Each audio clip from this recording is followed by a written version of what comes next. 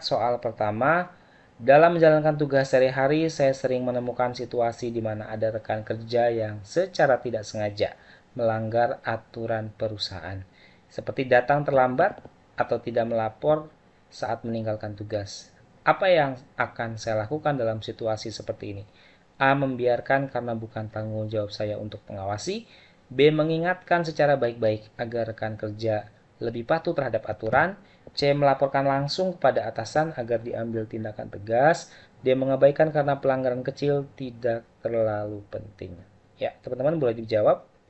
Jadi dalam soal ini rekan kita tidak sengaja melanggar aturan perusahaan. Ya, misalnya datang terlambat, tidak melapor saat meninggalkan tugas. Nah, apa yang saya lakukan gitu ya?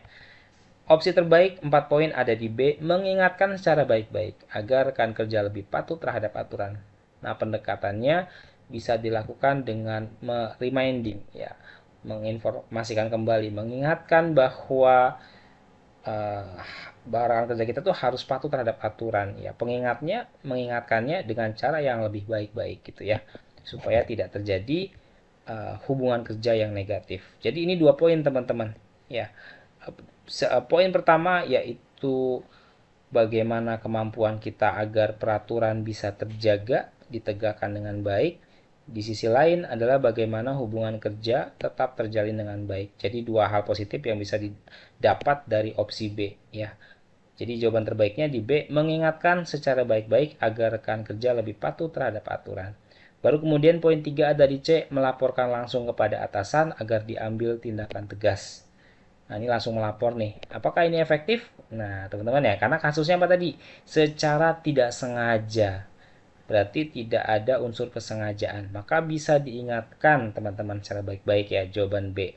Nah, opsi 2 ada di A, membiarkan. Nah, di pertemuan video sebelumnya nih kita sudah bahas membiarkan, menghindari, mengabaikan. Itu kalau perlu disingkirkan saja karena opsi-opsi ini terkesan tidak peduli ya, terkesan abai ya, padahal untuk hal-hal positif biasanya memerlukan empati, memerlukan simpati, memerlukan keterlibatan kita dalam setiap masalah. Masalah itu harus diselesaikan, harus dicarikan solusinya. Maka tidak bisa diabaikan, ditinggalkan, dibiarkan begitu saja. A dan D sama-sama menunjukkan sikap yang tidak peduli terhadap kepatuhan pada aturan. Nomor 2, teman-teman, ketika perusahaan mengeluarkan peraturan baru yang dirasa menyulitkan, seperti harus melaporkan semua kegiatan melalui aplikasi setiap hari, bagaimana respon saya? A. Menolak menggunakan aplikasi karena merepotkan. B. Meminta penjelasan tambahan untuk memahami manfaat aturan tersebut. C. Mengikuti aturan meskipun merasa keberatan sambil memberikan masukan kepada atasan. D. Mengeluh kepada rekan kerja dan menunggu sampai ada protes. Jadi kasusnya adalah perusahaan mengeluarkan peraturan baru yang dirasa menyulitkan. Nah, misalnya harus melaporkan semua kegiatan melalui aplikasi, kan ribetnya setiap hari lapor lewat aplikasi apa aja progres kegiatan gitu ya. Respon kita yang terbaik 4 poin ada di opsi yang C. Ikuti aturannya meskipun merasa keberatan ya, meskipun terpaksa ya, tapi ini sesuatu hal yang positif bahwa peraturan itu harus dipatuhi secara baik sesuai kisi-kisi hari ini, yaitu kepatuhan, sambil memberikan masukan kepada atasan. Misalnya, bagaimana caranya agar pelaporan itu tidak merepotkan, nggak bikin ribet kita dalam kegiatan kita sehari-hari gitu. Jadi teknisnya teman-teman ya. Kemudian opsi B, meminta penjelasan tambahan untuk memahami manfaat aturan tersebut. Nah, ini semacam uh, meminta informasi lebih teman-teman ya terkait apa sih manfaat gitu. Jadi tidak langsung menunjukkan sikap yang patuh. Padahal pada kisi-kisi wawancara kepatuhan ini kita diminta untuk patuh terhadap lembaga, aturan lembaga, instruksi pimpinan dan lain sebagainya. Jadi poin C masih lebih tinggi ya. Ikuti aturan tersebut, kemudian kasih masukan saja karena masalahnya apa? Terkesan merepotkan ya laporan ini gitu. Jadi 4 poin di C, 3 poin di B, 2 poin di D. Mengeluh kepada rekan kerja. Mengeluh itu suatu hal yang negatif. Yang A, menolak menggunakan aplikasi. Ini juga satu hal yang negatif karena menolak artinya tidak patuh terhadap aturan yang sudah dibuat. Pembahasannya kita lihat, jawaban C menunjukkan kepatuhan terhadap aturan dengan tetap memberikan masukan yang konstruktif, membangun ya, konstruktif itu. Meminta penjelasan juga baik, tetapi tidak cukup bila tanpa tindakan nyata. Ini opsi yang B nih, meminta penjelasan juga baik ya. Kita lihat, yang B itu kan meminta penjelasan tambahan ya. Itu baik teman-teman. Tetapi tidak ada wujud menerima aturan ya. Kalau yang C ada tuh, mengikuti aturan. Oke, kita lihat soal berikutnya. Nomor 3, saya menyadari bahwa ada aturan yang jarang diterapkan di tempat kerja, sehingga banyak rekan yang tidak mematuhinya. Apa langkah yang saya ambil? Jadi kasusnya ada aturan yang jarang diterapkan.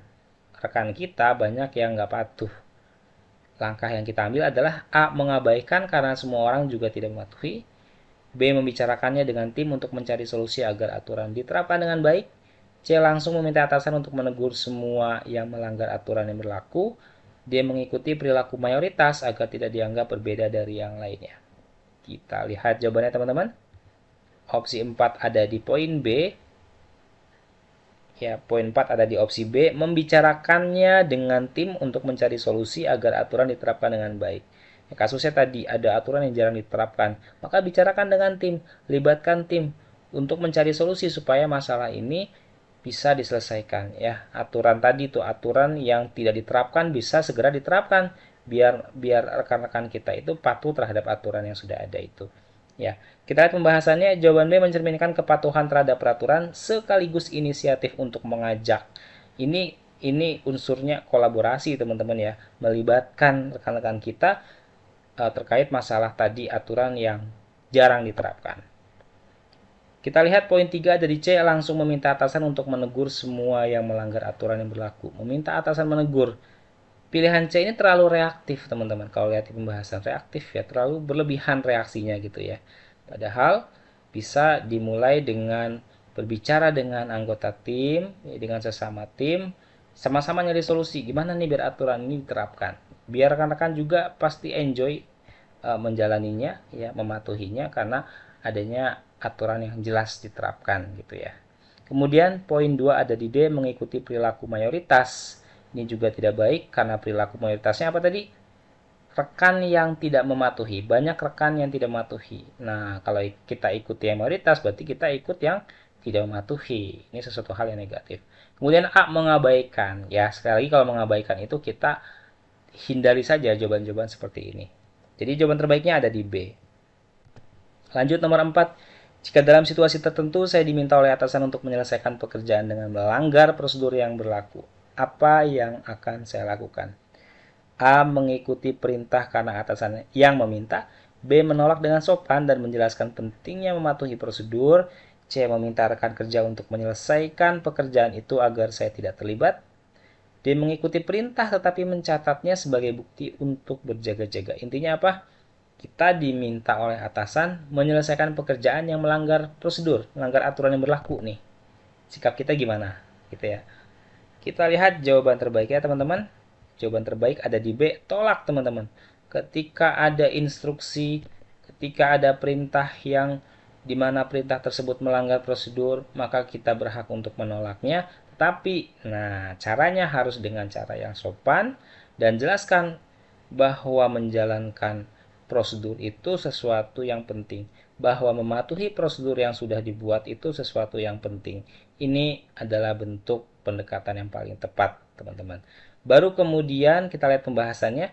Jawaban B ini menunjukkan integritas dan kepatuhan tinggi terhadap aturan. Ya, dia patuh nih, makanya dia patuh sama aturan, makanya dia tolak instruksi atasan yang meminta kita melanggar aturan tersebut gitu ya. Jadi justru kepatuhannya pada prosedur gitu, karena si atasan meminta kita melanggar prosedur. Nah, kita lihat jawaban D, 3 poin, mengikuti perintah tetapi mencatatnya sebagai bukti untuk berjaga-jaga. Ini juga jawaban yang tidak baik ya teman-teman.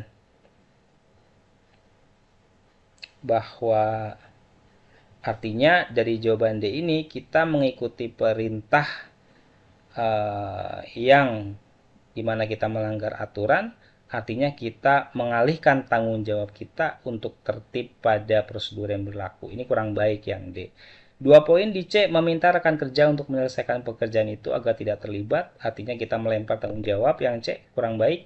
Dan A, mengikuti perintah karena atasan yang meminta.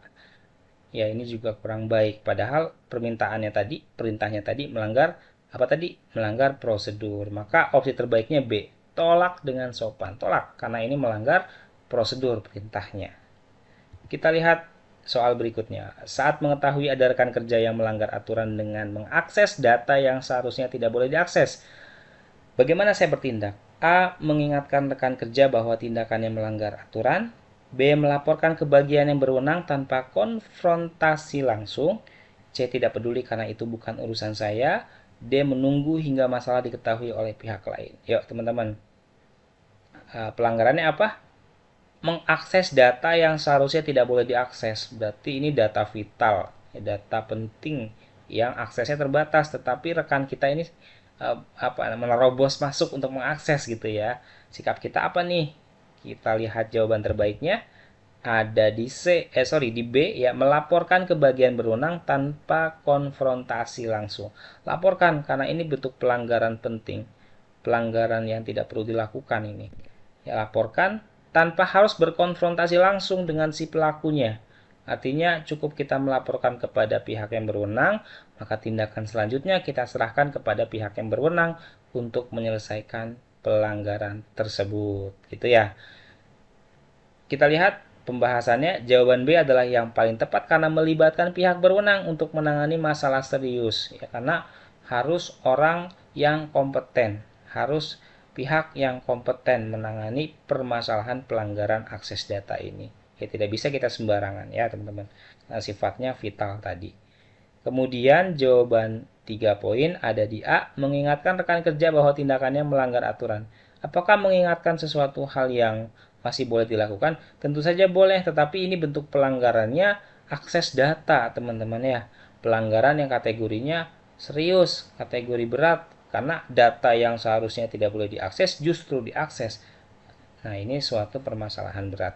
Sehingga tidak bisa kita menangani langsung, butuh pihak yang berwenang. Jawaban A masih kalah besar dengan jawaban B. Kita lanjut, 2 poin ada di D, menunggu hingga masalah diketahui oleh pihak lain. Artinya kita tidak ada unsur proaktif terhadap masalah ini. Dan unsur C, tidak peduli karena itu bukan urusan saya. Sama kayak tadi ya, mengabaikan, menghindari, tidak peduli. Ini bentuk sikap apatis ya, tidak mementingkan urusan bersama ya, tidak mau peduli, tidak mau terlibat, menghindari, mengabaikan. Ini kurang baik jawabannya teman-teman. Saat menjelaskan instruksi tugas, saya melihat anggota tim tampak bingung apa tindakan terbaik saya. A, mengulangi penjelasan menggunakan bahasa yang lebih sederhana. B, meminta anggota tim untuk mencatat poin-poin penting agar tidak lupa. C, memberikan contoh konkret agar anggota lebih memahami tugasnya. D, melanjutkan penjelasan tanpa perubahan agar waktu rapat tidak terbuang. Oke, menurut teman-teman jawabannya apa? Kita lihat jawaban terbaiknya. Untuk 4 poin ada di C, memberikan contoh konkret. Konkret itu nyata, teman-teman. Memberikan contoh nyata agar anggota lebih memahami tugasnya. Alasannya adalah kita lihat di pembahasan. Jawaban C yang paling tepat karena menunjukkan kemampuan komunikasi yang efektif dengan memberikan ilustrasi untuk memperjelas instruksi. Seperti yang kita ketahui teman-teman, dengan adanya contoh nyata, contoh konkret, orang akan lebih mudah memahami konsep yang kita sampaikan. Ya, seringkali ketika menyampaikan instruksi, konsep yang harus dipahami oleh anggota, kita kesulitan karena tidak adanya contoh konkret. Jadi hanya dikasih gambaran yang abstrak, yang umum gitu ya. Tetapi dengan adanya contoh konkret, maka lebih mudah dipahami karena sifatnya lebih nyata gitu ya teman-teman. Maka memberikan contoh konkret adalah jawaban terbaik 4 poin. Setelah itu baru kemudian di poin ketiga ada di A, mengulangi penjelasan menggunakan bahasa yang lebih sederhana.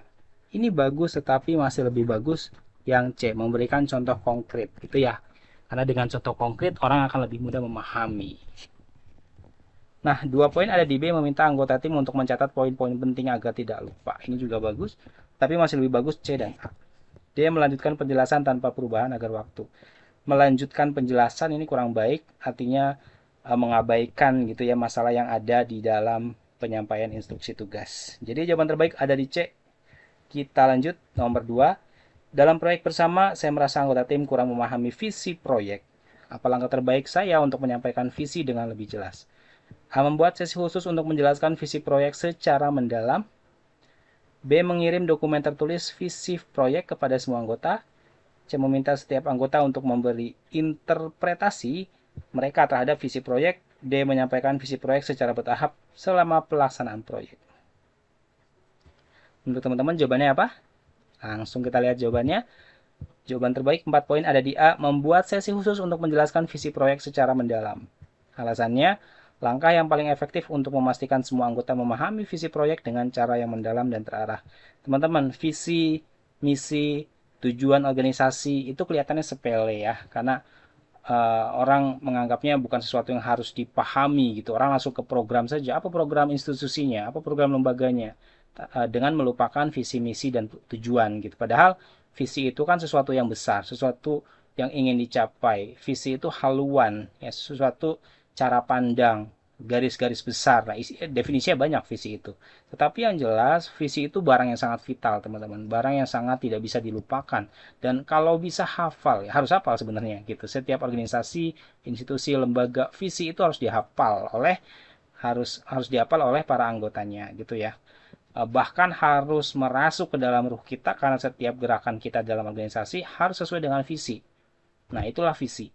Visi supaya lebih mudah terapkan langkah-langkahnya, kita jabarkan menjadi misi. Misi supaya lebih mudah diterapkan, kita sampaikan lewat tujuan. Tujuan supaya lebih mudah diterapkan, butuh yang namanya program. Program supaya dijalankan dengan mudah, namanya subprogram. Subprogram, di bawahnya ada namanya langkah-langkah menjalankan program. Ini berurutan dari atas sampai ke bawah. Maka visi itu sesuatu yang tidak bisa ditawar, sifatnya penting sekali. Maka ketika ada anggota yang kurang memahami visi, harus membuat sesi khusus. Biar apa? Biar visi ini dapat dipahami dengan utuh, dengan menyeluruh, dengan penuh gitu ya. Tidak ada kebimbangan. Jangan sampai visinya berbeda. Nah, ini yang berbahaya. Orang bekerja dengan satu tujuan tapi visinya beda. Nah, orang bekerja dengan satu program, di dalam satu program ya, orang-orang itu bekerja tetapi visinya beda. Ini berbahaya sekali. Maka visi ini harus disatukan, disamakan. Nah, baru setelah A, poin 3-nya di B, mengirim dokumen tertulis tentang visi kepada anggota. Kalau cuma dikirim, kita nggak bisa memastikan bahwa anggota akan memahami isinya. Maka perlunya dijabarkan ya. Yang poin C, 2 poin, meminta setiap anggota memberikan interpretasi atau penerjemahan interpretasi itu, penerjemahan mereka terhadap visi proyek. Visi itu harus disampaikan oleh satu orang dan dipahami oleh orang yang lain secara utuh menyeluruh. Tidak bisa visi dijabarkan secara parsial, karena bisa jadi salah tafsir, ya multi tafsir bisa jadi. Maka dibutuhkan pemahaman yang utuh, pemahaman yang lengkap, pemahaman yang pas terkait visi dari organisasi kita. Dia menyampaikan visi proyek secara bertahap, nggak bisa. Visi proyek itu nggak kayak langkah-langkah program ya. Langkah-langkah program saja harus disampaikan di awal program, apalagi visi. Visi itu sesuatu yang sangat tidak bisa ditawar, teman-teman. Maka jawaban terbaiknya ada di A. Kita lanjut soal 3. Saya mendapat laporan bahwa salah satu anggota tim sering memberikan informasi yang tidak akurat. Bagaimana cara saya menanganinya? A. Menyampaikan kepada anggota tersebut pentingnya menyampaikan informasi yang akurat. B. Mengadakan pelatihan bagi seluruh tim tentang cara mengelola informasi. C. Memberikan teguran tertulis kepada anggota tersebut sebagai peringatan. D. Meminta anggota lain untuk memverifikasi informasi yang disampaikan oleh anggota tersebut. Ya, apa teman-teman jawabannya? Kita lihat. Opsi terbaik ada di A. Menyampaikan kepada anggota tersebut tentang pentingnya menyampaikan informasi yang akurat. Bagaimana pembahasannya? Jawaban A adalah langkah awal yang menunjukkan komunikasi langsung dan konstruktif. Konstruktif artinya membangun gitu teman-teman. Sehingga masalah dapat diselesaikan tanpa menciptakan konflik. Ya sampaikan saja ya teman-teman secara langsung. Supaya apa? Supaya setiap informasi yang disampaikan tidak ada yang tidak akurat ya, harus sesuai dengan informasinya. Akurasinya harus pas ya, kalibrasinya harus tepat gitu. Baru yang B, mengadakan pelatihan bagi seluruh tim tentang cara mengelola informasi. Kalau untuk seluruh tim bagus sebetulnya, tetapi di dalam kasus ini gitu ya, hanya terjadi pada salah satu anggota. Lihat pertanyaannya, saya mendapat laporan bahwa salah satu anggota tim, salah satu. Kalau satu orang, maka apa namanya, treatmentnya bisa cukup pada satu orang saja ya. Caranya dengan yang A tadi, menyampaikan kepada anggota tersebut pentingnya menyampaikan informasi yang akurat. Sampaikan saja kepada orang yang bermasalah tadi. Ya, mungkin belum perlu pelatihan secara umum gitu ya. Tapi kalau masalahnya sudah satu kolam nih, satu organisasi gitu ya, atau sebagian besar misalnya, maka bisa dilakukan pelatihan. Poin C, 2 poin memberikan teguran tertulis kepada anggota tersebut sebagai peringatan. Peringatan itu biasanya lisan dulu ya. Peringatan lisan, peringatan tertulis gitu ya. SP1, SP2, bahkan SP3. Kemudian D, meminta anggota lain untuk memverifikasi informasi yang disampaikan oleh anggota tersebut. Ini juga tidak langsung ya. Ini pemecahan masalah yang tidak langsung. Padahal kita bisa langsung tuh. Ya, samperin orangnya, sampaikan gitu. Sampaikan ya. Soal nomor 4, dalam rapat ada anggota tim yang sering berbicara terlalu panjang. Saya ulang, dalam rapat ada anggota tim yang sering berbicara terlalu panjang sehingga rapat menjadi tidak efisien. Apa langkah saya memperbaiki situasi ini? A. Memberikan waktu berbicara yang terbatas untuk setiap anggota tim. B. Menegur anggota tersebut setelah rapat selesai. C. Mengarahkan diskusi dengan tegas, namun tetap sopan selama rapat. D. Membiarkan anggota tersebut selesai berbicara karena ide mereka penting. Kita lihat jawabannya teman-teman. Sudah punya jawaban belum? Ya, boleh dijawab ya. Kita lihat jawabannya. Poin terbaik ada di C. Mengarahkan diskusi dengan tegas namun tetap sopan selama rapat. Kita lihat soalnya teman-teman. Ini ada masalah di mana ada anggota tim yang berbicara, yang sering berbicara terlalu panjang.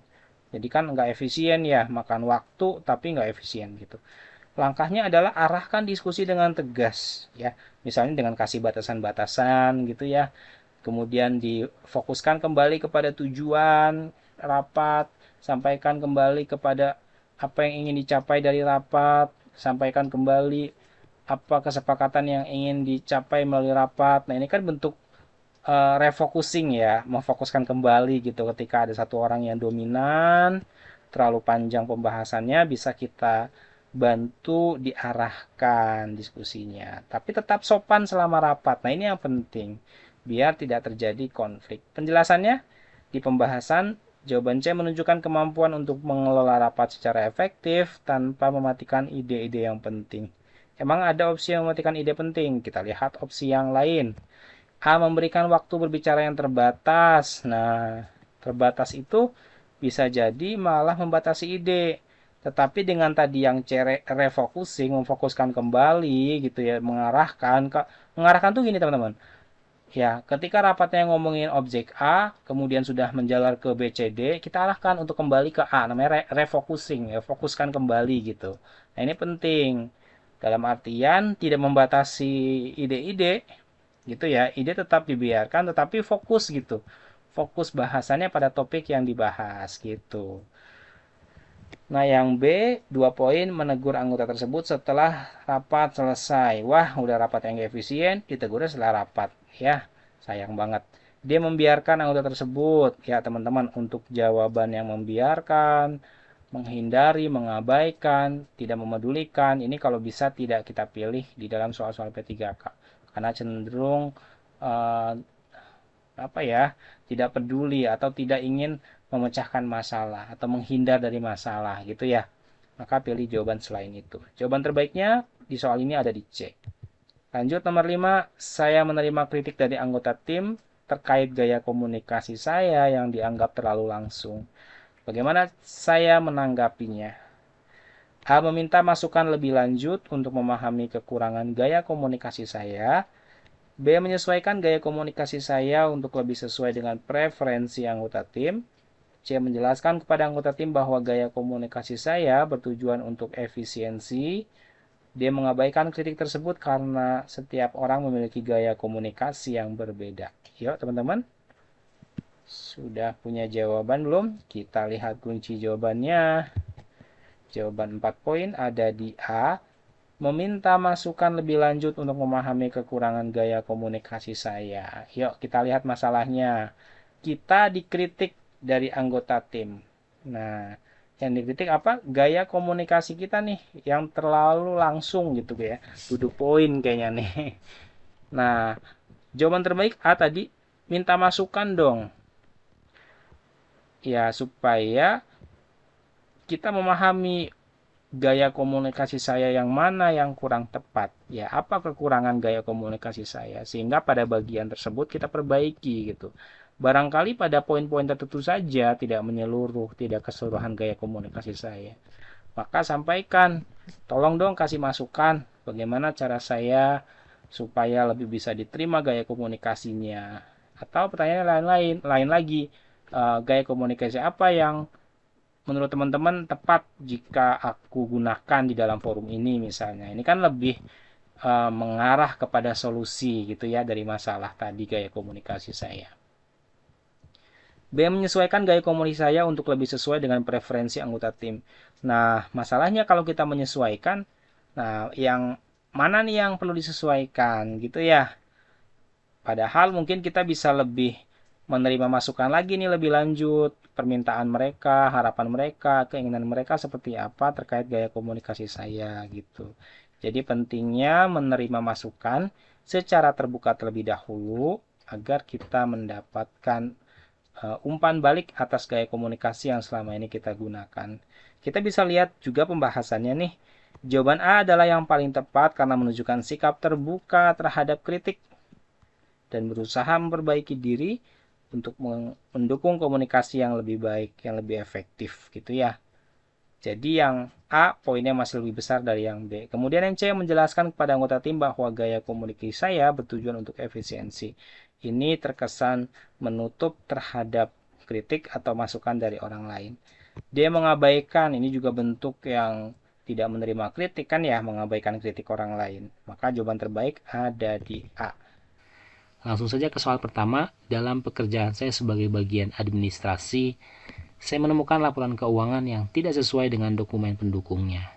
Ternyata rekan kerja saya mengubah beberapa angka untuk keuntungan pribadinya.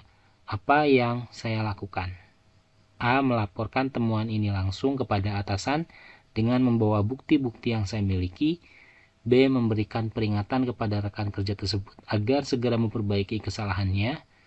C. Membiarkan saja karena saya tidak ingin terlibat masalah. D. Meminta bantuan rekan kerja lain untuk menutupi masalah ini agar tidak diketahui. Boleh teman-teman dibantu menjawab. Nah, perlu saya infokan kembali sesuai dengan judul hari ini bahwa kita membahas yang poin 1 yaitu kejujuran, ya, indikator kejujuran. Oke, kita lihat jawabannya teman-teman. Dalam pekerjaan saya sebagai bagian administrasi, nah jawabannya terbaik ada di A, yaitu melaporkan temuan ini secara langsung kepada atasan dengan membawa bukti-bukti yang saya miliki. Skor tertinggi yaitu 4. Bagaimana penjelasannya? Kita lihat di pembahasan paling bawah. Kejujuran dalam pekerjaan adalah kunci integritas. Jawaban A menunjukkan keberanian untuk bertindak benar, ya, keberanian untuk bertindak benar dengan melaporkan masalah secara profesional. Jadi ketika ada masalah laporan keuangan yang tidak sesuai, maka laporkan temuan tersebut gitu teman-teman. Jawaban B memberikan peringatan kepada rekan kerja tersebut agar segera memperbaiki kesalahannya.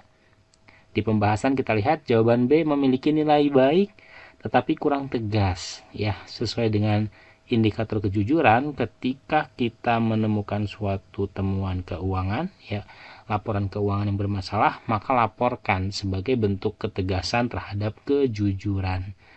Bagaimana dengan C dan D? C membiarkan saja karena saya tidak ingin terlibat masalah. Ini juga tidak baik ya. Seperti yang sebelumnya, video-video sebelumnya, membiarkan, mengabaikan, tidak mempedulikan, gitu ya, menghindari. Ini opsi-opsi yang kurang baik teman-teman. Dia meminta bantuan rekan kerja lain untuk menutupi masalah ini agar tidak diketahui. Nah, ini malah kebalikannya. Kalau A, B itu transparansi, kejujuran, D malah menyembunyikan. Maka D nilainya paling rendah. Nomor 2, teman-teman. Sebagai kepala tim, saya bertanggung jawab untuk melaporkan hasil kinerja tim bulanan. Ketika menyusun laporan, saya menyadari bahwa salah satu anggota tim tidak menyelesaikan tugasnya dengan baik, sehingga target tidak tercapai. Namun, anggota tersebut telah berusaha keras dan bahkan bekerja lembur untuk mengejar ketertinggalannya. Jika saya menyajikan laporan apa adanya, dia mungkin merasa tertekan dan kehilangan motivasi. Apa yang saya lakukan? A. Melaporkan hasil kinerja tim apa adanya, termasuk kendala dan alasan ketidaktercapaian target, sambil memberikan rekomendasi untuk peningkatan. B. Menyajikan hasil kerja tim dengan sedikit modifikasi agar terlihat lebih baik di mata atasan demi menjaga semangat anggota tim. C. Mengabaikan kontribusi anggota tersebut dalam laporan dan hanya menyoroti hasil negatifnya. D. Tidak menyebutkan kendala apapun dan hanya menyajikan hasil yang baik untuk menjaga reputasi tim. Ya, soal ini masih sama, indikatornya adalah kejujuran, teman-teman. Sudah punya jawaban? Kita lihat jawaban terbaiknya ada di skor 4, yaitu A. Baru kemudian B, baru kemudian C, dan terakhir D. A. Melaporkan hasil kinerja tim apa adanya, termasuk kendala dan alasan ketidaktercapaian target, sambil memberikan rekomendasi untuk peningkatan. Kenapa A sih jawabannya gitu ya? Lihat pembahasan teman-teman. Jawaban A menunjukkan transparansi. Nah ini ya, indikatornya transparansi, keterbukaan, kejujuran gitu ya, tidak menutupi informasi. Dan tanggung jawab dengan tetap memberikan solusi. Nah yang A ini ada solusinya nih. Ada solusinya. Sambil memberikan rekomendasi untuk peningkatan. Itu kan solusi teman-teman ya. Nah mungkin ada beberapa dari kita yang terjebak pada jawaban B.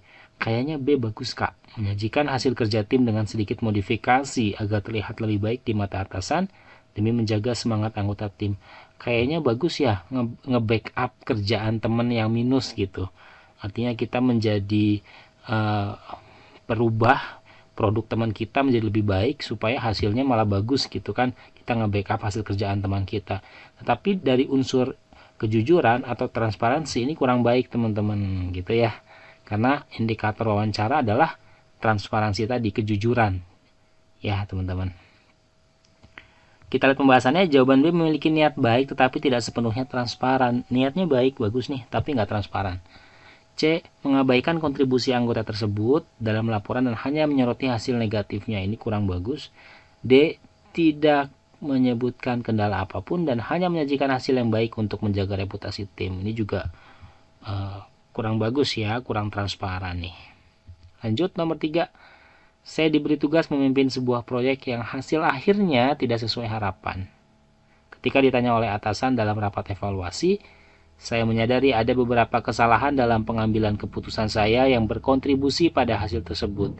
Namun jika saya mengakui kesalahan ini, saya khawatir akan kehilangan kepercayaan dari tim dan atasan. Bagaimana saya bersikap? A. Secara terbuka mengakui kesalahan saya dalam rapat evaluasi sambil menyampaikan rencana untuk mencegah hal serupa di masa depan. B. Menyalahkan faktor eksternal sebagai penyebab kegagalan proyek agar kepercayaan terhadap saya tetap terjaga. C. Tidak mengakui kesalahan secara langsung, tetapi fokus pada perbaikan hasil di masa depan. D. Meminta tim untuk mendukung saya dalam segala keadaan. Yuk teman-teman, mana yang menyatakan unsur kejujuran atau transparansi? Kita lihat jawabannya. Skor terbaik ada di A, baru kemudian C, D, dan terakhir B. A. Secara terbuka mengakui kesalahan saya dalam rapat evaluasi sambil menyampaikan rencana untuk mencegah hal serupa di masa depan. Unsur A ini ya, mengakui kesalahan ini adalah bentuk kejujuran teman-teman, transparansi gitu ya, dan profesional tentunya. Ada nggak resikonya? Ada resiko personal, tetapi kan kita kasih solusi di sana. Rencana apa yang kita berikan untuk mencegah hal serupa terjadi di masa depan. Ya, memang untuk kejujuran itu kadang-kadang memiliki resiko teman-teman ya, bagi karir, bagi kepercayaan orang lain gitu. Tapi ini bentuk profesionalisme yang kita jaga. Ya, ketika kita salah ya sebaiknya akui kesalahan. Apalagi dalam wawancara, indikator pertama adalah kejujuran gitu ya. Kemudian skor 3, butir ketiga ada di C. Tidak mengakui kesalahan secara langsung tetapi fokus pada perbaikan hasil di masa depan. C ini kurang menunjukkan transparansi ya atau kejujuran. Fokus perbaikan tuh bagus, tetapi unsur transparansinya kurang kalau C ini. Tidak seperti A yang mengakui kesalahan gitu ya. Karena ini kan indikatornya sekali lagi adalah kejujuran. Bagaimana kita membuka informasi, menyampaikan informasi, tidak ada yang ditutup-tutupi. Ya, sebagai bentuk profesionalisme kerja kita. D, 2 poin, meminta tim untuk mendukung saya dalam segala keadaan. Ini kurang fokus pada persoalannya ya teman-teman. Yang B, menyalahkan faktor eksternal, ini mencari kambing hitam, ini juga kelihatannya kurang bagus lah. Oke, jawaban terbaik ada di A. Next question nomor 4. Saya sedang memimpin sebuah rapat penting, namun saya melihat seorang rekan kerja menandatangani daftar hadir, meskipun dia baru saja tiba ketika rapat hampir selesai. Ketika saya menegurnya, dia mengatakan bahwa sebelumnya dia terjebak dalam perjalanan dan meminta agar saya tidak mempermasalahkan hal tersebut karena alasan itu bukan kesalahannya. Apa yang saya lakukan? A. Tetap mencatat kehadiran sesuai fakta dan melaporkan tindakan tersebut kepada atasan agar kehadiran tidak disalahgunakan. B. Memberikan teguran langsung kepada rekan tersebut dan memintanya untuk tidak mengulangi tindakan serupa. C. Membiarkan saja dengan alasan hal itu adalah masalah kecil yang tidak perlu diperbesar. D. Menandatangani daftar hadir untuk rekan tersebut di rapat berikutnya sebagai bentuk toleransi. Kayaknya D nggak mungkin teman-teman. Oke, kita lihat apa jawabannya. Skor terbaik ada di A. Tetap mencatat kehadiran sesuai fakta dan melaporkan tindakan tersebut kepada atasan agar kehadiran tidak disalahgunakan. Ini bentuk kejujuran teman-teman dan komitmen kita untuk menjaga akurasi data kehadirannya. Biar akurat dong. Kalau dia telat ya sampaikan telat gitu. Kalau dia nggak telat ya nggak telat gitu ya. Ini kan nanti datanya akurat gitu, tidak disalahgunakan gitu teman-teman ya. Sekali lagi ini indikatornya adalah kejujuran. Yang B kelihatannya bagus nih, memberikan teguran langsung kepada rekan tersebut dan memintanya untuk tidak mengulangi tindakan serupa. Artinya ada pendekatan personal gitu ya teman-teman. Tetapi transparansinya nggak ada. Dan bahkan absensi tersebut dapat berpotensi disalahgunakan gitu ya. Tidak akurat hasilnya, padahal telat tapi tidak dianggap telat. Nah ini yang berbahaya. C. Membiarkan saja dengan alasan hal itu adalah masalah kecil. Membiarkan, menghindari, tidak mempersoalkan, itu kurang bagus opsinya teman-teman. D. Menandatangani, nah ini malah mendukung yang telat tadi ya, yang D jelas bukan teman-teman ya. Jadi kejujuran itu paling bagus ada di A ya. Catat keterlambatan itu dan laporkan agar tidak disalahgunakan gitu ya. Misalnya salah gunakan itu apa misalnya?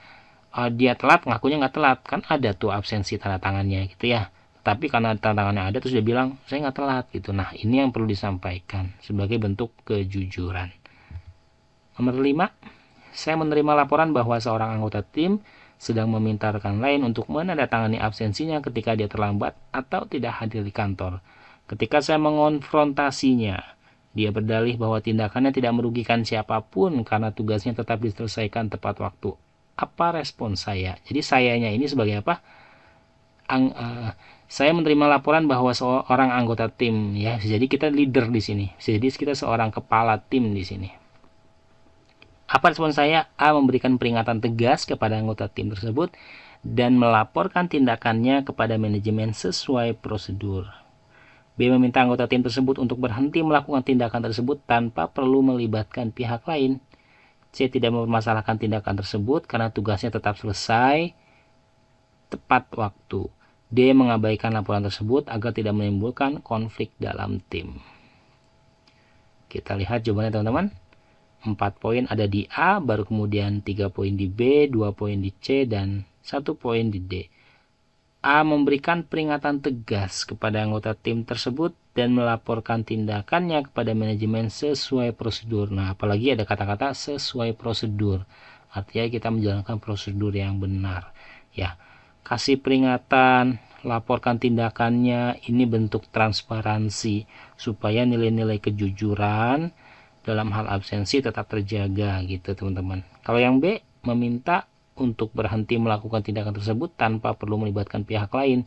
Nah ini kan berarti ada yang disembunyikan gitu ya, bahwa ada pelanggaran tetapi tidak disampaikan kepada manajemen gitu atau kepada atasan yang lebih tinggi.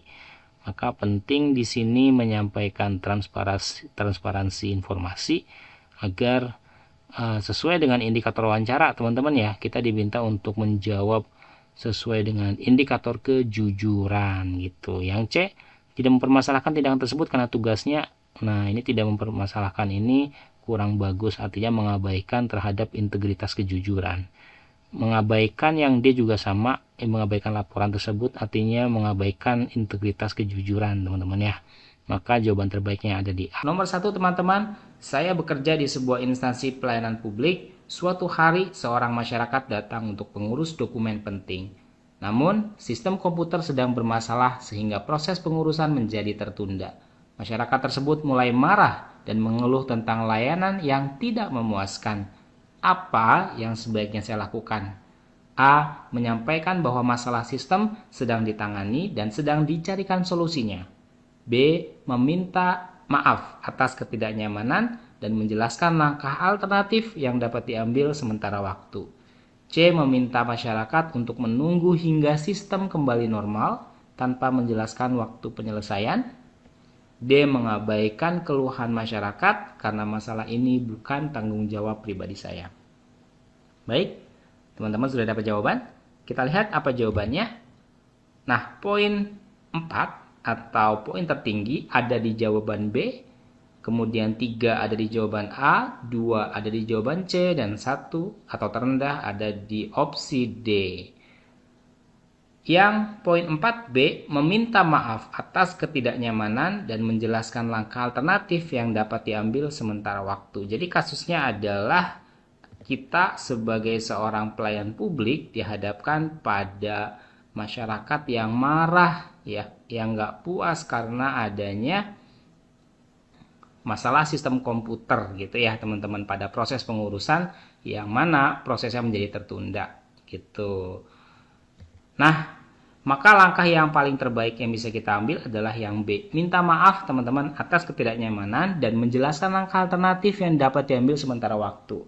Penjelasannya adalah langkah ini menunjukkan empati, komunikasi yang baik, dan solusi untuk mengatasi masalah, mencerminkan pelayanan publik yang prima.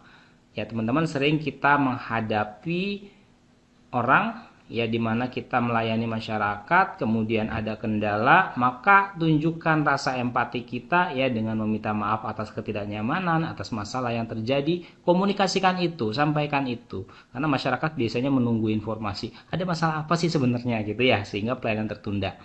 Dan jangan lupa berikan solusi, masyarakat minta solusi, harus nunggu berapa lamakah? Harus nunggu sampai sorekah? Harus nunggu besokkah daftar lagi, ambil antrian lagi gitu ya. Maka ini harus disampaikan kepada masyarakat karena solusi ini penting dan dibutuhkan oleh masyarakat.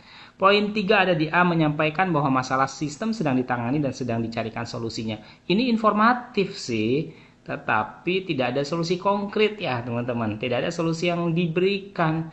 Dia hanya menyampaikan sedang dicarikan solusinya. Nah, belum menyebutkan apa solusinya. Gitu ya. Kemudian yang C, 2 poin, meminta masyarakat untuk menunggu hingga sistem kembali normal tanpa menjelaskan waktu penyelesaiannya. Ini yang disayangkan, tanpa menjelaskan waktu penyelesaiannya. Padahal masyarakat menunggu.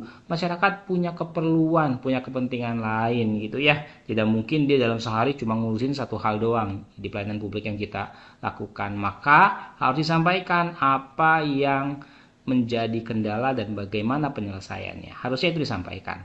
Poin D, mengabaikan keluhan masyarakat karena masalah ini bukan tanggung jawab pribadi saya. Di video sebelumnya, kalau ada kata mengabaikan, menghindari gitu ya, tidak mau terlibat, kalau bisa disingkirkan saja karena merupakan upaya negatif teman-teman ya, mengabaikan kan menunjukkan sikap yang nggak peduli ya. Dalam pelayanan publik itu empati penting banget, kepedulian itu penting banget gitu, responsif itu penting banget dalam pelayanan yang prima tadi.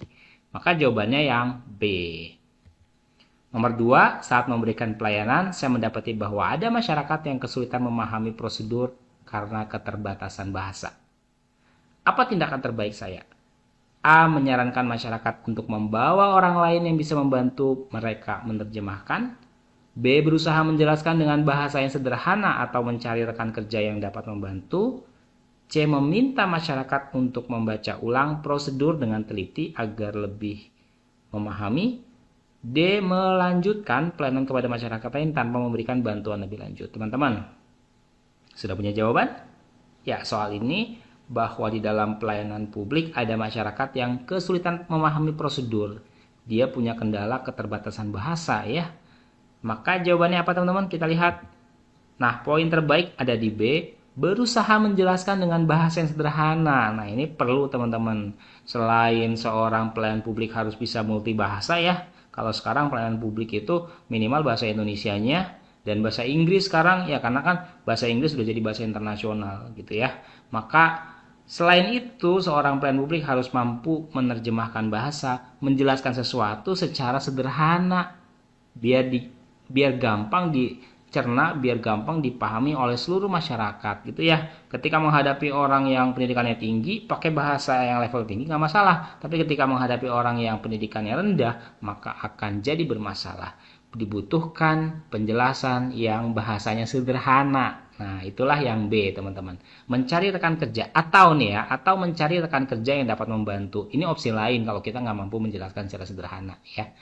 Nah, yang B ini jawaban tertinggi karena menunjukkan inisiatif ya, kemudian empatinya, pedulian kita, dan tanggung jawab sebagai pelayan publik. Nah, yang A, 3 poin, menyarankan masyarakat untuk membawa orang lain yang bisa membantu mereka menerjemahkan. Ini solusi bukan? Ini solusi sebenarnya teman-teman. Langkah ini membantu, tetapi membebankan solusi sepenuhnya kepada masyarakat. Seolah-olah kita tidak mau melibatkan diri dalam masalah tadi. Padahal kita bisa menjadi bagian dari solusi loh, dengan menjelaskan pakai bahasa yang sederhana, biar mudah dipahami. Nah, itu kan solusi ya, yang B. Kemudian C, 2 poin, meminta masyarakat untuk membaca ulang prosedur dengan teliti agar lebih memahami. Suruh baca ulang teman-teman ya, padahal tadi sudah kesulitan gitu. Ini kurang membantu teman-teman, karena masyarakat mungkin tetap kesulitan memahami prosedur. Poin D, opsi D, melanjutkan pelayanan kepada masyarakat lain tanpa memberikan bantuan. Ini yang nggak boleh, ini kan menghindari dari pelayanan gitu ya, tidak memberikan pelayanan. Ini fatal sekali sepertinya kalau yang D. Oke, jawaban terbaik ada di B. Kita lanjut nomor 3. Saya bekerja di sebuah loket pelayanan yang sangat sibuk.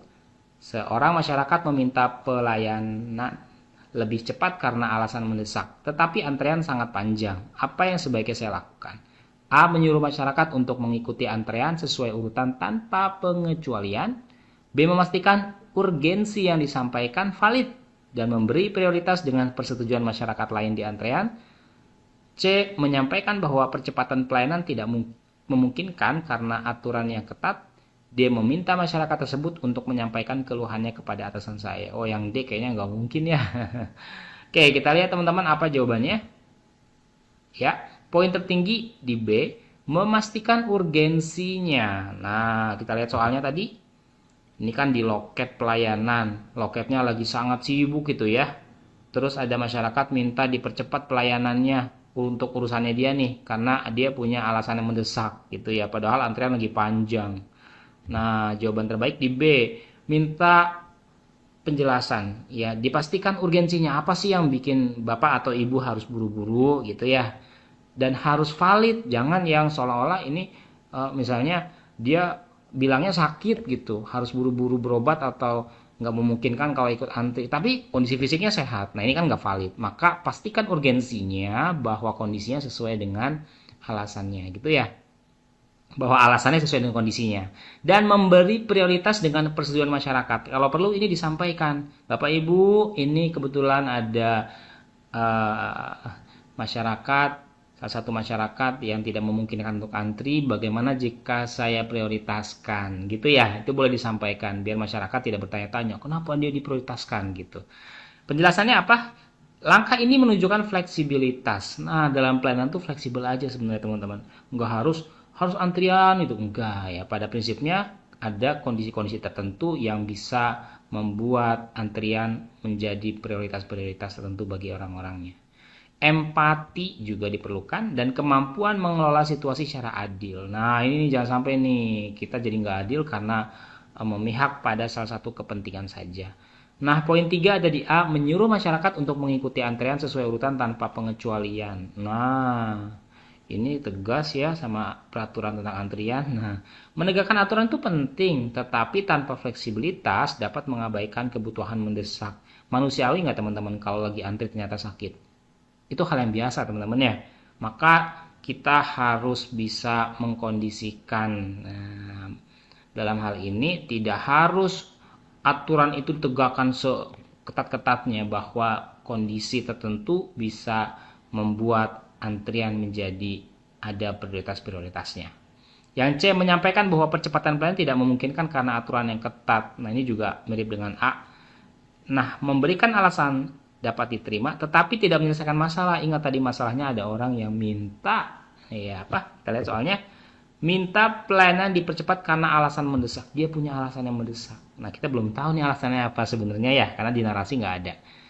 Maka kita pastikan urgensinya. Yang B itu udah paling benar. D, meminta masyarakat tersebut untuk menyampaikan keluhannya kepada atasan saya. Ini nggak mungkin teman-teman ya. Agak rempong jadinya. Agak riweh gitu ya. Harusnya kita sudah bisa mengambil tindakan karena kita sebagai garda terdepan di dalam pelayanan masyarakat gitu ya. Nomor 4, seorang masyarakat datang dengan keluhan bahwa layanan saya tidak sesuai harapannya. Dia marah dan mulai berbicara dengan nada tinggi di hadapan orang lain. Bagaimana saya merespons situasi ini? A, membalas dengan nada tegas agar masyarakat tidak melanjutkan amarahnya.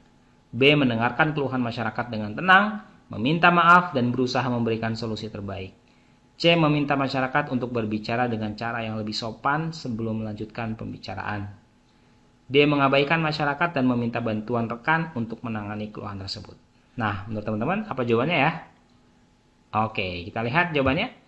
Jawaban terbaik ada di B, mendengarkan keluhan masyarakat dengan tenang, meminta maaf, dan berusaha memberikan solusi terbaik. Nah, ini menunjukkan kemampuan menangani konflik. Ya, ketika orang sudah mulai marah, nada bicaranya tinggi, maka kita harus mampu menunjukkan sikap menangani konflik. Kita dengerin tuh apa keluhannya, apa yang bikin dia marah ya, supaya dia tenang dulu. Kemudian sampaikan bentuk empati kita dalam bentuk permintaan maaf, maaf Bapak Ibu, bla bla bla bla gitu ya. Dan berusaha memberikan solusi terbaik. Ini yang poin pentingnya, solusi. Ya, orang marah karena ada masalah, maka hadirkan solusi di sana. Gitu. Poin C, meminta masyarakat untuk berbicara dengan cara yang lebih sopan sebelum melanjutkan pembicaraan. Ya, tolong Bapak Ibu bicaranya yang sopan. Itu bagus sebenarnya menegur, tetapi kurang tepat karena yang B ya lebih baik nih ada unsur mendengarkan, ada unsur empati, ada unsur memberikan solusi gitu ya. Yang di C ini nggak ada gitu. Kemudian yang A, membalas dengan nada tegas agar masyarakat tidak melanjutkan amarahnya. Masyarakatnya nada tinggi, kita pakai nada tegas gitu teman-teman. Membalas dengan nada tegas dapat memperkeruh situasi dan tidak mencerminkan pelayanan yang baik. Sebenarnya dengerin dulu sih apa masalahnya ya, sampaikan permintaan maaf dan luruskan, berikan solusi. Itu yang menjadi poin pentingnya, berikan solusi. Yang D, mengabaikan masyarakat dan meminta bantuan rekan untuk menangani. Mengabaikan itu bikin orang tambah marah gak sih gitu ya. Ketika dia lagi marah terus diabaikan, tambah marah yang ada kali ya gitu. Nah, itu jawabannya teman-teman yang B. Lanjut soal nomor 5, saat saya sedang melayani di loket, seorang masyarakat yang sudah lanjut usia tampak kesulitan mengisi formulir pengajuan. Dia terlihat bingung dan tidak memahami apa yang harus dilakukan. Apa tindakan terbaik saya?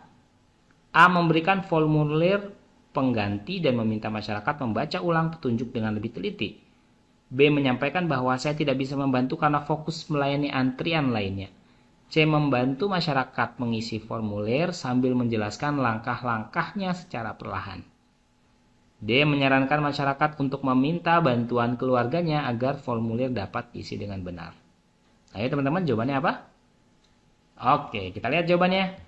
Yang terbaik ada di C, membantu masyarakat mengisi formulir sambil menjelaskan langkah-langkahnya secara perlahan. Ini kan masalahnya dia mau ngisi formulir pengajuan tapi kesulitan. Maka bantu Ya sederhananya bantu, jelasin tuh langkah-langkahnya, pelan-pelan aja sampai dia bisa mengisi sendiri gitu ya. Berikan bantuan langsung mencerminkan empati, nah kepedulian kita terhadap konsumen, terhadap masyarakat, dan pelayanan prima terhadap masyarakat. Teman-teman, perlu diketahui bahwa semua ASN itu sangat berkaitan dengan pelayanan publik. Tidak ada ASN yang tidak berkaitan dengan pelayanan publik. Apapun semua berkaitan, mau yang berada di pelayanan terdepan ya, langsung bersentuhan dengan masyarakat, atau yang di belakang. Kalau yang di belakang itu kan pembuat kebijakan. Tapi pada akhirnya kebijakannya kan dibuat untuk masyarakat, untuk publik juga gitu ya. Jadi kita harus belajar bagaimana memberikan pelayanan publik yang baik gitu ya. Jawaban C sempurna. Jawaban A 3 poin memberikan formulir pengganti dan meminta masyarakat membaca ulang petunjuk dengan lebih teliti. Memberi formulir baru tidak menyelesaikan masalah karena masyarakat tetap membutuhkan bantuan. Iya, intinya dia nggak mampu ngisi gitu. Ketika dikasih formulir baru, ya tetap dia nggak mampu kan gitu. Cuma diganti formnya aja lebih baru gitu. Jadi bukan solusi yang baik gitu. Yang D, menyarankan masyarakat untuk meminta bantuan keluarganya agar formulir dapat diisi dengan benar. Nah, ini agak repot ya. Tolong minta bantuan dari keluarganya datang ke sini gitu. Nah, kurang responsif, padahal itu tanggung jawab kita. Ketika sudah datang, maka dia punya hak untuk dilayani oleh kita. Jawaban 1 poin ada di B, menyampaikan bahwa saya tidak bisa membantu karena fokus melayani antrian lainnya. Ini juga terkesan meninggalkan gitu ya, membiarkan gitu, tidak mau terlibat, tidak mau melayani. Sikap ini menunjukkan kurangnya kepedulian terhadap kebutuhan masyarakat yang rentan. Harusnya mereka ini yang diprioritaskan, harusnya mereka ini yang dibantu, diutamakan untuk dibantu prosesnya. Langsung nomor 1 teman-teman, di tempat kerja saya menyadari bahwa rekan-rekan berasal dari latar belakang budaya yang berbeda. Salah satu rekan sering mengalami kesulitan menyesuaikan diri karena bahasa yang digunakan dalam diskusi seringkali tidak dipahami olehnya. Apa langkah terbaik yang saya ambil untuk membantu situasi ini? A. Memberitahu rekan tersebut agar lebih berusaha memahami bahasa yang digunakan di lingkungan kerja. B. Menyampaikan kepada atasan agar diskusi hanya menggunakan bahasa resmi yang disepakati. C. Mengajak rekan-rekan lain untuk bersama-sama membantu rekan tersebut memahami diskusi dengan lebih baik. D. Menghindari bekerja sama dengan rekan tersebut untuk menghindari keterlambatan pekerjaan. Boleh teman-teman dijawab. Karena ini sosiokultural, maka setiap jawaban memiliki poin tertinggi 4, kemudian ada 3, 2, dan 1. Jadi semuanya mendapatkan poin. Kita lihat apa jawaban terbaiknya. Jawaban terbaik ada di C, yaitu mengajak rekan-rekan lain untuk bersama-sama membantu rekan tersebut memahami diskusi dengan lebih baik. Apa alasannya? Kita lihat di pembahasan. Pilihan C adalah langkah yang menunjukkan kepekaan terhadap keberagaman. Peka terhadap perbedaan, terhadap keberagaman. Dan upaya menciptakan lingkungan kerja yang inklusif. Apa sih inklusif itu? Inklusif artinya membuka diri. Inklusif artinya merangkul, menghormati, menghargai setiap perbedaan yang ada. Itulah inklusi. Nah, ini juga mendorong kolaborasi tim yang lebih baik. Nah, jawaban C ini adalah upaya kolaborasi tim. Kita lihat kalimatnya, mengajak rekan-rekan lain untuk bersama-sama. Ada upaya mengajak teman-teman, berarti upaya melibatkan atau berkolaborasi dengan yang lain memecahkan masalah ini. Gitu ya. Nah, poin 3 ada di B, menyampaikan kepada atasan agar diskusi hanya menggunakan bahasa resmi yang disepakati. Ini akan memudahkan sebetulnya. Tetapi dengan mengajak dan melibatkan teman-teman kita, maka akan lebih membantu teman kita yang kesulitan tadi. Kemudian poin 2 ada di A, memberitahu rekan kerja tersebut agar lebih berusaha memahami bahasa yang digunakan di lingkungan kerja. Ngasih tahu, ngasih paham mungkin ya, atau ngasih motivasi untuk lebih berusaha lagi memahami bahasa. Nah, poin D-nya adalah 1 poin, menghindari bekerja sama. Nah, ini terkesan meninggalkan teman-teman ya, padahal teman kita mengalami kesulitan dalam memahami diskusi. Jadi jawaban terbaiknya ada di C. Nomor 2, saya mendapatkan tugas untuk memimpin kelompok kerja yang terdiri dari anggota dengan berbagai agama. Saya menyadari beberapa anggota membutuhkan waktu untuk menjalankan ibadah. Bagaimana saya menyikapi situasi ini? A. Memberikan waktu ibadah hanya jika tidak mengganggu jadwal kerja. B. Mengatur jadwal kerja dengan fleksibilitas agar semua anggota dapat menjalankan ibadahnya. C. Menyampaikan bahwa tugas lebih penting daripada ibadah. D. Mengusulkan agar anggota yang tidak membutuhkan waktu ibadah mengambil tanggung jawab yang lebih besar. Mana nih jawaban yang paling tepat menurut teman-teman? Baik, kita lihat jawabannya. Jawaban terbaik ada di B, 4 poin, yaitu mengatur jadwal kerja dengan fleksibilitas, fleksibel, luas artinya teman-teman, agar semua anggota dapat menjalankan ibadahnya. Nah, apa alasannya? Kita lihat di pembahasan.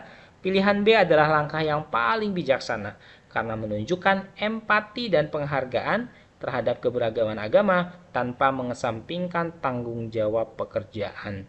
Jadi imbang nih teman-teman, penghargaan terhadap keberagaman agama, di sisi lain tetap bertanggung jawab pada pekerjaan. Jawaban B.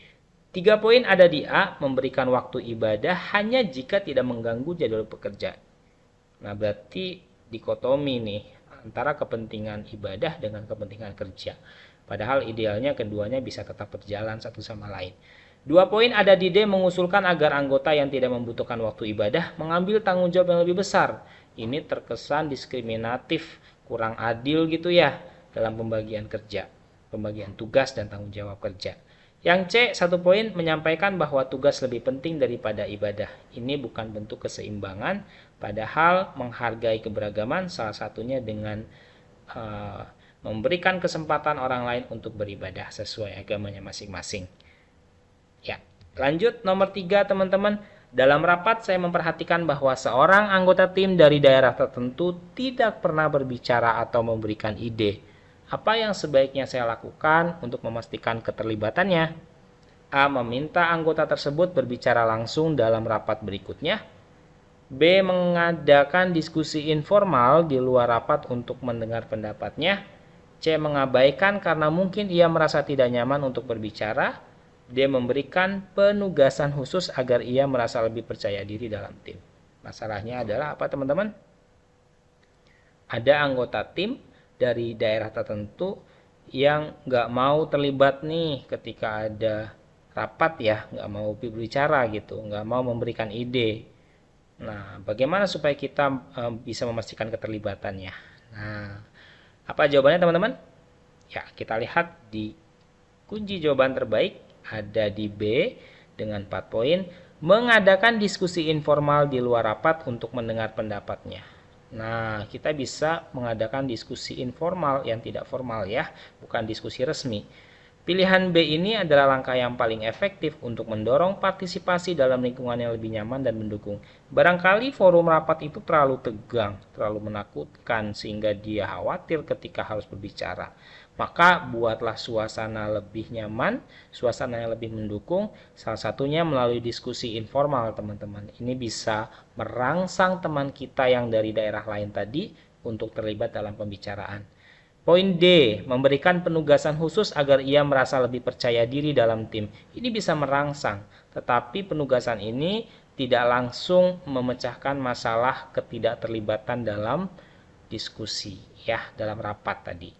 Kemudian poin 2 ada di A, meminta anggota tersebut berbicara langsung dalam rapat berikutnya. Ini permintaan langsung ya, tetapi mungkin atau barangkali belum terjadi kenyamanan sehingga tidak mau terlibat dalam rapat, sehingga tidak mau berbicara dalam rapat gitu ya. Yang C, mengabaikannya karena mungkin ia merasa tidak nyaman untuk berbicara. Teman-teman, ketika ada masalah, opsi mengabaikan, opsi meninggalkan, kalau perlu kita singkirkan saja karena tidak mungkin kita menghindari masalah. Masalah itu ada untuk dipecahkan gitu teman-teman ya. Jadi jawaban terbaik ada di B. Next question nomor 4, teman-teman, saya bekerja di lingkungan yang sebagian besar terdiri dari orang-orang dari etnis tertentu. Suatu hari saya mendengar komentar stereotip tentang etnis lain dari salah satu rekan. Apa langkah yang paling tepat yang saya ambil? A. Tidak menanggapi komentar tersebut karena itu hanya gurauan semata dan merupakan hal biasa. B. Memberikan teguran langsung kepada rekan tersebut di depan orang lain agar tidak perlu melakukan prasangka. C. Membicarakan dengan rekan tersebut secara pribadi untuk memberikan pemahaman tentang sensitivitas keberagaman. D. Melaporkan komentar tersebut kepada atasan agar diberi peringatan. Yuk teman-teman boleh dijawab. Oke, sudah punya jawaban. teman-teman, stereotip itu artinya prasangka ya, dugaan-dugaan yang mungkin belum benar keadaannya, belum benar tuduhannya, belum benar prasangkanya, tapi sering dilontarkan. Nah, untuk pertanyaan ini, jawaban terbaiknya ada di C, yaitu membicarakan dengan rekan tersebut. Nah, satu orang yang tadi stereotip memiliki prasangka gitu ya, kita ajak bicara secara pribadi, personal gitu ya, tatap muka, untuk memberikan pemahaman tentang sensitivitas keberagaman.